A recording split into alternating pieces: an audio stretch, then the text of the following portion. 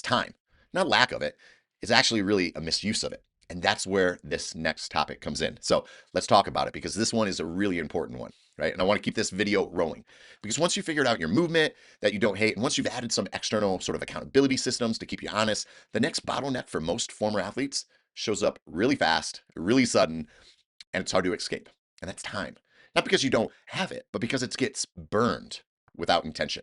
And that's precisely what I want to talk about right now. So, I want to open up this section with something that sort of completely changed how I move through my days. Everyone talks about being busy. Now, former athletes, especially, right? We get it, right? We work, travel, responsibility schedules, that never slows down. And for a long time, I told myself the same story that there wasn't enough time in the day, enough hours in the day. But here's the shift that actually really mattered. I stopped being a consumer and I started becoming a producer. So, with all the travel I do, airports, team buses, hotels, waiting around, I realized how much of the day was being spent passively consuming things. Podcasts, Netflix, random scrolling, right? All of these things. Content that I didn't even remember an hour later.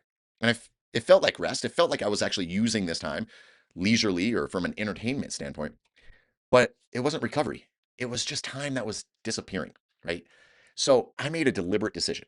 Travel time became creation time. Instead of listening, I write. Instead of watching, I record. Instead of killing time, I build something. For me, that's what I call a live time, right? That's where you engage. That's where you're producing something that moves your life forward, a document, an outline, a video, a plan, an idea. Here's the thing that doesn't mean that you never rest. It means that you stop defaulting to consuming or consumption every single time that there's friction or boredom. So, former athletes, yeah, we thrive when we're building towards something, when there's output, when effort creates momentum. And if you're feeling scattered, unfocused, or behind, take an honest look at how you're actually consuming versus creating. Because even a small shift matters. One flight, one evening, one block of focused output instead of passive noise.